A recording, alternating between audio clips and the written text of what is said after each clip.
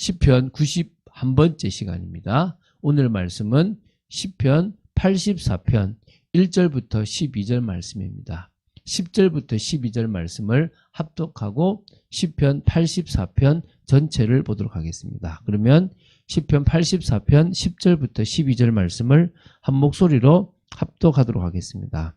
주의 궁전에서의 한 날이 다른 곳에서의 첫날보다 나은즉 악인의 장막에 사는 것보다 내 하나님의 성전 문지기로 있는 것이 좋사오니 여호와 하나님은 해요 방패이시라. 여호와께서 은혜와 영화를 주시며 정직하게 행하는 자에게 좋은 것을 아끼지 아니하실 것임이니이다. 만군의 여호와여 주께 의지하는 자는 복이 있나이다. 아멘. 우리는 신앙생활에서 무엇을 가장 중요하게 여겨야 되겠습니까? 복 받는 것, 응답 받는 것 아닙니다. 그것은 우리가 중요하게 여겨야 될 것을 여기게 된다면 따라오는 겁니다. 따라오지 않아도 되는 겁니다. 사실은 우리는 주님과의 관계, 영적 생활, 하나님과의 진정한 교제인 참 예배의 가치를 알아야 됩니다. 그게 가장 중요하다고 생각됩니다. 그렇다면 다른 삶은 되어집니다. 오늘 이 시편 84편은 그런 부분에서 중요하다고 보셔야 됩니다. 시편 84편은요, 하나님을 사모하는 간절한 마음과 하나님을 가까이 하는 사람이 누리는 복에 대하여 노래하는 찬양시입니다. 이 본시에 대해서는요, 시편 120편에서 134편의 성전에 올라가는 노래와 같이 순례자 중 하나가 14절기 중 하나를 지키기 위해서 예루살렘으로 가는 순례의 길에 부른 노래로 추정하는 견해가 사실 있습니다. 특히 이제 5절에서 7절의 내용이 시온으로의 순례에 관계된 내용이라는 데 근거를 두고 있습니다. 그런데 오히려 반대 1절부터 4절의 내용이 주의 장막을 사모하여 그곳에 가고 싶어도 가지 못하고 있는 이 시인의 상황을 반영하고 있다는 점에서 본시를 성전 순례시와 이 성전 순례시의 차원에서 이해하기에는 무리가 있다고 보는 겁니다. 또 특히 이제 5절부터 7절에 보면 성전 순례자 입장에서 노래한 것이 아니라 하나님의 은혜와 도움으로 시온의 하나님 앞에 나아가기를 사모하는 자의 이 복을 노래하는 것이라고 볼 때는요. 일반적으로 이게 어떤 시로 보냐 그러면 시편 42편하고 43편에 있는 것처럼 더더욱 지금 갈 수 없는 상황이지만 은혜를 주셔가지고 그곳에 가기를 원합니다. 라고 하는 그런 것하고 같다라고 보는 거예요. 그러니까 그래서 시편 42편과 43편은 다윗이 지었다라고 본다면 그 예루살렘을 떠나 있는 그런 상황 속에서 특히 이제 그 압살롬의 반역 가운데서 다윗이 지었다고 본다면 이거는 그때 그 다윗 옆에 있었던 고라 자손이 이 시를 쓰면서 예루살렘으로 돌아가 성전에서 예배하고 싶다라고 생각한다는 거죠. 그러면은 고라 자손이 언제요? 압살롬의 그 반역으로 말미암아 쫓겨갔을 때 다윗을 모시던 그 고라 자손 중에 한 사람이 쓰지 않았나라고 이렇게 추정을 하고 있습니다. 그런 의미에서 순례자들이 가는 그것이 아니라 정말 지금 갈 수 없기 때문에 가고 싶은 사람이 썼다라고 생각되는 겁니다. 우리가 때로 예배 자리에 나아가고 싶은데 나아갈 수 없는 환경적 상황적이 될 수 있거든요. 그럴 때 그 은혜를 사모하고 나아가고 싶다라고 할 때 하나님은 그에게 또 다른 은혜와 응답을 허락하실 줄로 믿습니다. 자, 시편 84편의 내용을 좀 더 구체적으로 세부적으로 보도록 하겠습니다. 총 세 부분으로 구분할 수가 있습니다. 첫 번째가 1절부터 4절입니다. 하나님과 주의 장막을 사모하여 하는 시인 그 자신의 애틋한 마음을 노래한다고 보면 됩니다. 1절을 먼저 읽어볼게요. 만군의 여호와여 주의 장막이 어찌 그리 사랑스러우신지요. 이 주의 장막은 다윗이 언약궤를 안치하였던 예루살렘의 장막을 가리킨다고 보시면 됩니다. 아직 성전은 완성되지 않았던 거죠. 자신이 하나님의 장막 곧 그의 성소를 지극히 사랑하고 있음을 고백하고 있어요. 내가 그곳에 가고 싶어요. 이것은요, 그 성막 그 자체가, 장막 자체가 아름답기 때문이거나 어떤 신적 능력이 그곳에 있기 때문에 가려고 하는 게 아닙니다. 지극한 마음으로 주의 장막을 사랑했던 그 이유가 뭐냐? 하나님께서 그곳에 당신의 이름을 두시기로 하셨기 때문이고, 그곳에서 우리와 만나 주시는 축복된 장소이기 때문에 그곳을 사모하는 거예요. 그곳에 가야만 진정으로 우리가 은혜를 받을 수 있는 겁니다. 지금은 예배당이 아닙니다. 물론 비대면이 맞다는 것은 아닙니다. 우리는 대면을 하는 것이, 하나님 같이 믿음의 사람들이 모여서 내 중심을 다해서 찬양하고 나를 드리는 것이 예배이기 때문에 그것이 더 중요합니다. 그러나 하나님은 내가 어느 곳에 있든지 1대1로 하나님을 만날 수 있는 성전이 되어졌다는 그런 의미에서 같은 장막과 같은 의미가 있다고 보시면 됩니다. 자, 2절부터 4절인데요. 내 영혼이 여호와의 궁전을 사모하며 쇠약하며 내 마음과 육체가 살아계시는 하나님께 부르짖나이다. 나의 왕 나의 하나님 만군의 여호와여, 주의 제단에서 참새도 제 집을 얻고 제비도 새끼들 보금자리를 얻었나이다. 주의 집에 사는 자들은 복이 있나니 그들이 항상 주를 찬송하리이다.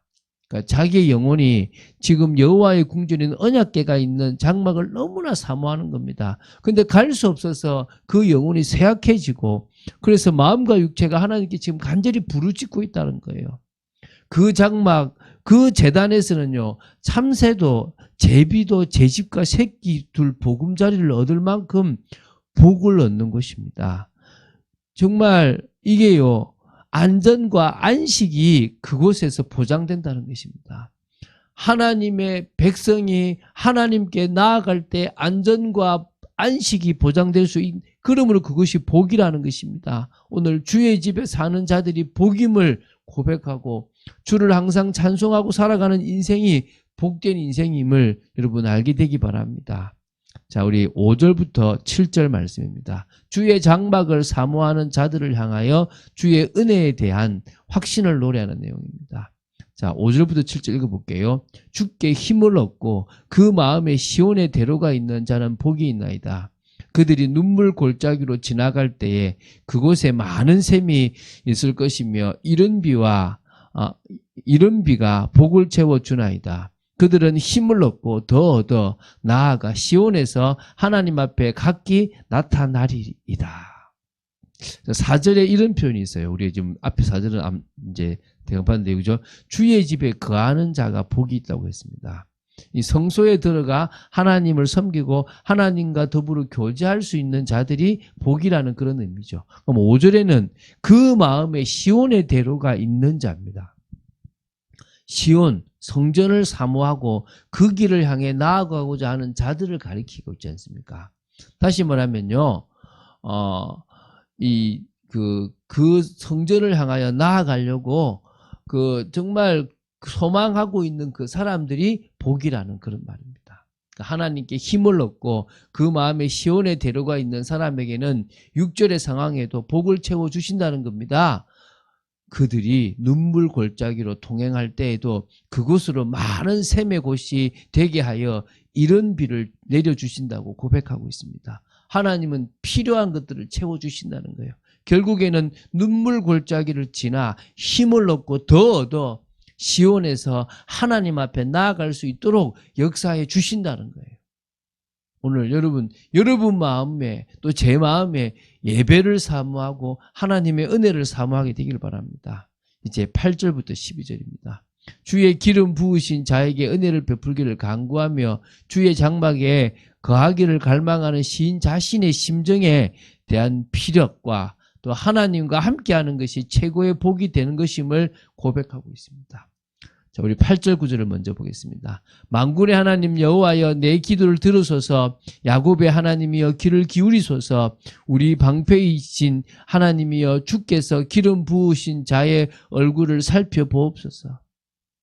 자신은 지금요, 성전에 나아가려고 하는 그 심정으로 하나님께 부르짖고 기도하고 있으니까 만군의 하나님 여호와께서 나의 기도를 들어주시고 응답하여 주시옵소서. 방패가 되시는 하나님께 간구하였던 것이 바로 정말 왕의 얼굴을 살펴봐 주시고 또 이스라엘을 지켜달라고 지금 기도하고 있는 거예요. 자, 우리 10절부터 12절인데요. 주의 궁전에서의 한 날이 다른 곳에서의 첫날보다 나은즉 악인의 장막에 사는 것보다 내 하나님의 성전 문지기로 있는 것이 좋사오니 여호와 하나님은 해요 방패이시라. 여호와께서 은혜와 영화를 주시며 정직하게 행하는 자에게 좋은 것을 아끼지 아니하실 것임이니이다. 만군의 여호와여 주께 의지하는 자는 복이 있나이다. 여기 보면 주의 궁전에서 또 뭡니까? 다른 곳에서. 그럼 주의 궁전에서의 한 날, 다른 곳에서의 첫날 다르다는 거예요. 악인의 장막에 사는 것보다 여호와 하나님의 성전에 문지기로 있는 것. 지금 이걸 지금 대조하면서요. 어떠한 피해를 감수하고서라도 하나님의 전에 거하기를 원하는 그의 간절한 소망을 지금 우리 느낄 수가 있습니다. 우리도 다른 그 어떤 것보다도 성전에 주님과의 교제가 더 중요하다는 것들을 고백하는 겁니다. 그래서 11절에 우리의 믿음 고백이 되어야 될 것입니다. 뭡니까? 하나님은 해요 방패이시기 때문에 그 언약의 하나님 여호와께서 은혜와 영화를 주셔야 믿음을 가진 우리에게 좋은 것을 아끼지 아니하실 거라는, 그 은혜를 주시며 좋은 것을 아끼지 아니하실 거라는 사실을 우리는 믿습니다. 그러므로 주님만을 의지하는 우리는 그런 자입니다. 복이 있는 자임을 우리는 믿습니다. 우리에게 예상치 못한 일들이 일어날 수 있습니다. 그럴 때요, 우리는 뭐를 삼아야 됩니까? 문제 해결이 아닙니다. 하나님 앞에 나아가 하나님의 은혜 속에 있는 것을 사모하세요. 그러면 다른 것은 해결됩니다. 야곱이 야복 강가에서 하나님을 바라봤습니다. 근데 그 전에 했던 많은 문제 해결은 아무 도움이 안 돼요. 뭐죠? 하나님 앞에 1대1로 서서 은혜를 받는 그 순간이 가장 복된 시간이었습니다. 그럴 때 하나님은 해결하는 겁니다. 어떻게 그것이 해결되느냐? 하나님은 해결하실 수 있는 겁니다.